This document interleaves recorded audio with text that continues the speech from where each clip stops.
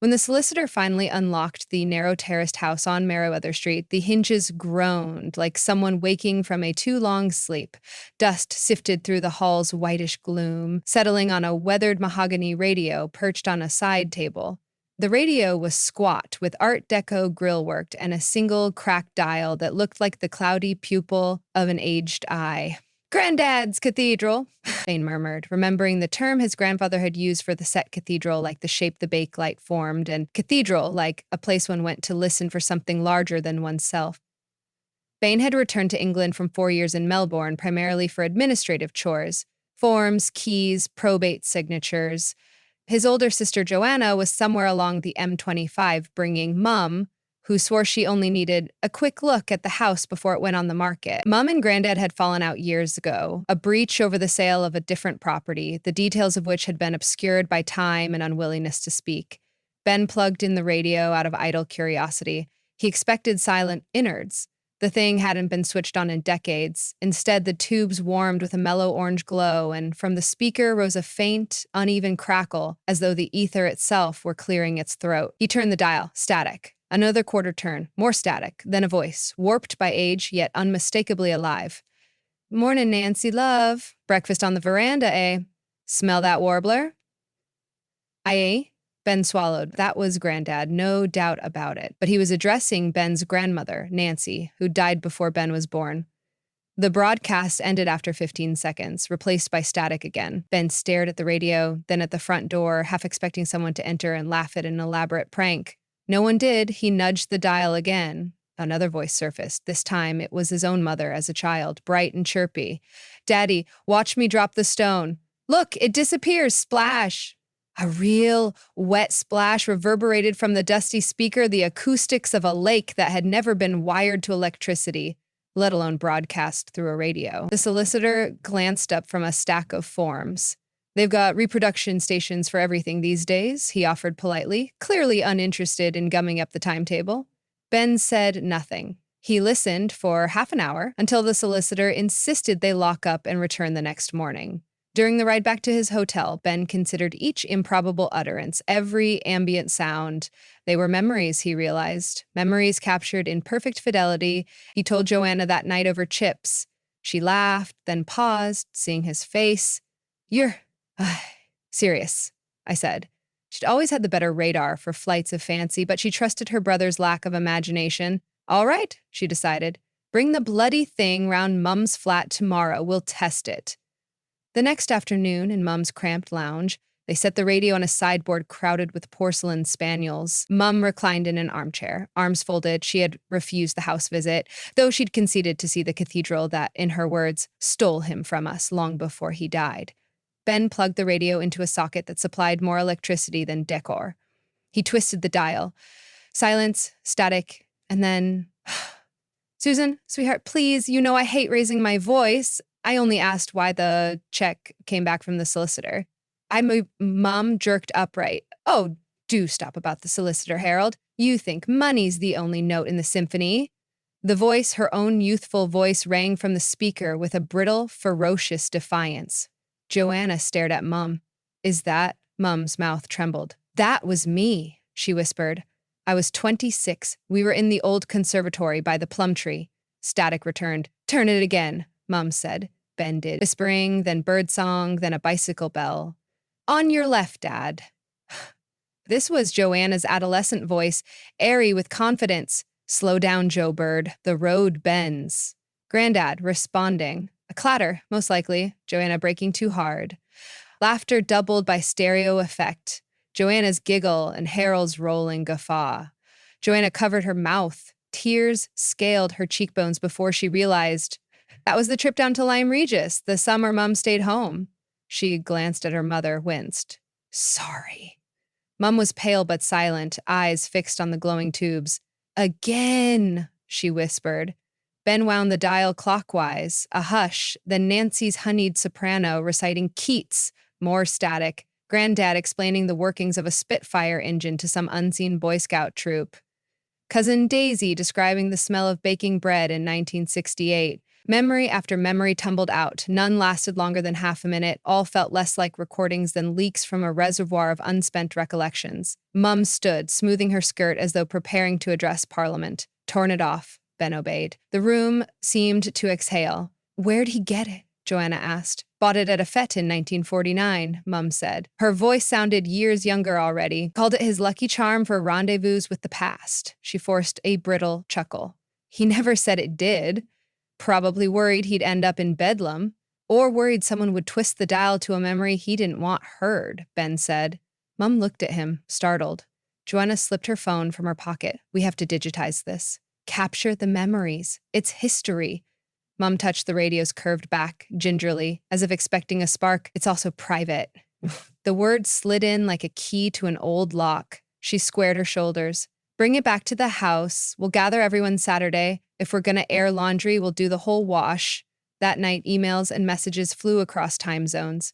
Cousins booked trains, elderly aunts prepared casseroles, people Mum hadn't spoken to in 15 years accepted invitations just to see a miracle box and, perhaps, each other. Saturday dawned raw and silver.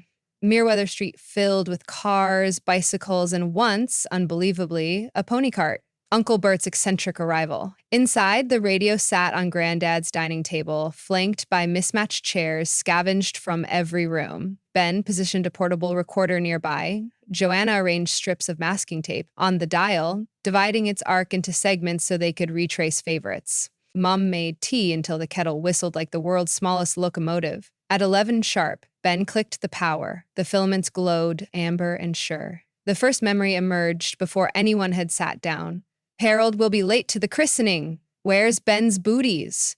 Nancy's anxious treble, Harold's calm baritone replying.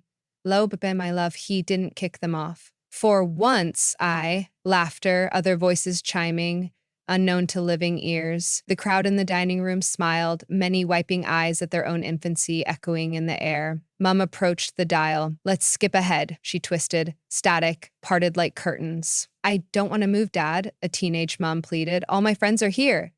Harold sighed. The new house has a bigger garden for you and Joe to roam.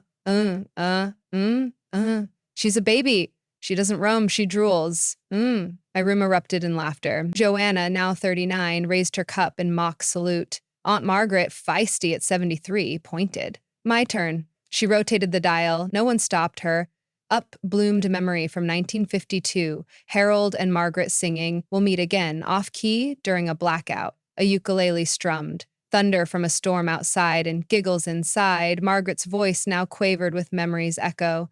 She swayed, humming along.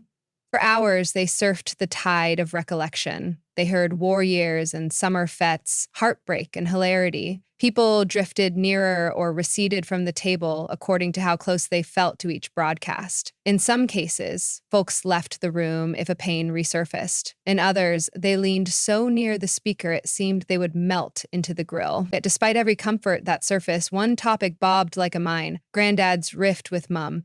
The argument that had led to years of chilly calls and rare visits. At 3, when most plates lay empty save crumbs, Ben asked the crowd for silence. We have to find it, he said. Mum stiffened. There's no need. Whatever broke this family, Ben said, voice gentle. It's locked in here. Maybe understanding it will let us mend. Mum looked at her children's faces, Joanna's earnestness, Ben's quiet determination, then nodded, barely.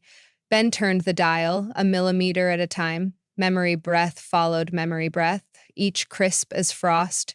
School pageants, births, a dance hall roar, a hush of hospital monitors. Hours passed. Light shifted across the striped wallpaper, climbing, descending. Toward dusk, when the windows burned gold, a voice erupted raw, mid-argument. You're mortgaging your future on a dream, Harold. That was Mom. Older than in earlier memories, yet younger than today. It's not a dream, Sue. It's land, and I'm buying it for you and the kids. We don't, it bets. We want you here. Hush, then Harold again, quietly. I can't stand in this house every day, reminding myself of who I lost. Silence. Nancy had died 2 months earlier. Mum's voice broke. You leave us to grief alone? A building somewhere we can start over? Aye. You running, Dad? I click someone slapping something, maybe the radio off, maybe a door. The memory ended, but the radio spooled on into another scene mere minutes later. Contract signed, 40 acres, Harold said, brittle with triumph. New beginning for all of us. You forged my signature, Mum replied. Her tone was ice. I saw the papers.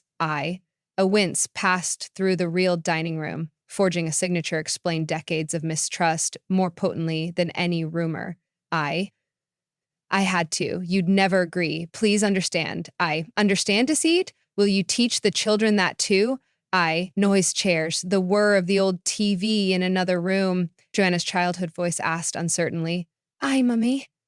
The adult Joanna standing by the sideboard released a sob so sudden she clamped a hand over her mouth. The recording rolled on. Leave, Mum said quietly. Take your bloody acres and live there. But you don't take my girls. Silence. The memory faded into static. No one spoke for almost a minute. The only sound in the present was Aunt Margaret's teaspoon clinking in an empty cup. Mum broke the hush. I never told you, she whispered, looking at her children. I thought shielding you was better.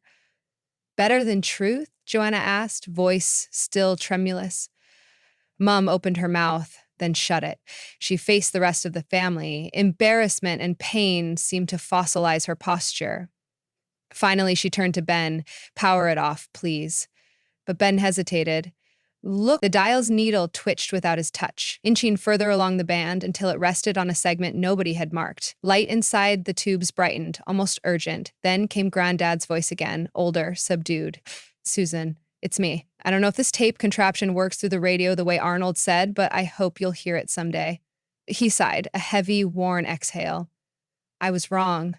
I wanted to spare you the scraping and saving. I thought giving you land outright would make life easy. Instead, I ripped stitches that were barely formed. I'm sorry. A pause. Then, you were always the brave one, Sue. I wish I'd been brave enough to show my grief instead. I aimed it into tasks. Please, let the girls visit. Let me mend what I broke before it's beyond mending. The voice cracked. I love you. I love him. The static returned like surf smoothing over sand. Mom's face crumbled, all pretense slipped away. She sank into a chair, head bowed. Joanna knelt beside her. Ben killed the recorder's red light, but left the radio on. The faint hum felt like company. When Mom found her voice, it was husky. He sent tapes for years. I returned the first unopened.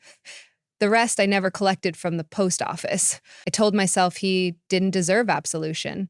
Her eyes glimmered, but he tried. Aunt Margaret leaned forward. Harold never stopped talking about you, Susan. Never. No one corrected or questioned. They just listened. The gathering dissolved into pockets of conversation. Cousins refilled cups. Someone fetched biscuits. Ben sat on the floor, back against a sideboard leg, watching his family talk, really talk, without safe topics or ritual jokes. He saw Joanna stroke Mom's hair while they weighed regret against possibility. He saw Uncle Bert outline the boundaries of the Never Live On 40 acres and suggest planting wildflowers there in Harold's name. He saw people trade memories, older than the youngest in the room and younger than the oldest, in effect mapping the topography of belonging. Outside, dusk matured into night. Someone lit candles rather than break the spell with overhead lights. Flames trembled in the drafty corridors, making murals on the peeling wallpaper. At 9, the youngest cousin, Lila, 8 years old, pressed a finger to the dial. Can we try? Ben nodded. She turned the knob a sliver. The radio emitted no words this time, only the hush of a forest at dawn, a single thrush song, the soft crunch of boots on pine needles. Then Granddad's chuckle, half asleep, as if he'd paused mid-hike to rest. The child beamed as though she'd discovered a private treasure. I like that memory, she declared. It's yours now, Ben said. Ours. When at last they shut the radio down, after midnight, after promises of breakfast meetups and renewed Christmases, Mum asked to carry it to the car. She cradled the radio as though it were a sleeping infant. Ben stood beside her on the pavement, night air cool on their faces. You all right? He asked. She nodded. I spent decades guarding my hurt like crown jewels. Then one box of wood and wires unpicked the lock. She exhaled. I feel lighter. They placed the radio gently on the back seat. The house behind them looked less like a repository of unresolved years and more like what it had always been, an empty stage awaiting its next scene.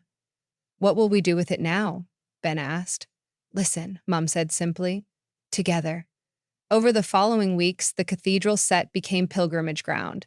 Every family gathered in Mum's lounge. They charted memories like explorers, a trip to Blackpool that turned into a gale, a surprise birthday with a lopsided cake, the secret adoption of a rescue dog, awkward declarations of love, Harold singing lullabies off-key after too much sherry.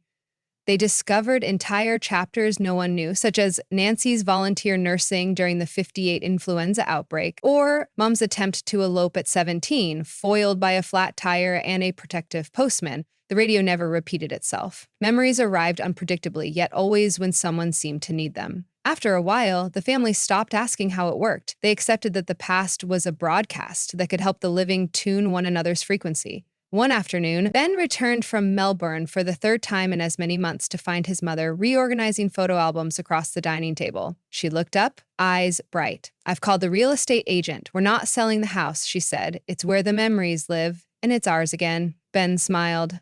"What about the 40 acres?" She held the radio's smooth curve with one hand, the gesture both affectionate and resolute. "That's where we'll build an outdoor pavilion. We'll plant Granddad's roses, the cuttings I saved, and we'll rig speakers so anyone can sit under the sky and listen." Ben pictured it. Family members spaced like constellations on blankets, children chasing each other between flower beds, while from unseen speakers, long-gone voices described first kisses or wartime rations or the smell of rain on harvest days. More importantly, he pictured a family no longer yoked to silent resentments, but connected by stories, living, breathing broadcasts. That evening, as twilight glazed the garden, Mum, Ben, and Joanna carried the radio out onto the patio. They set it on a metal bistro table, speckled with dried raindrops.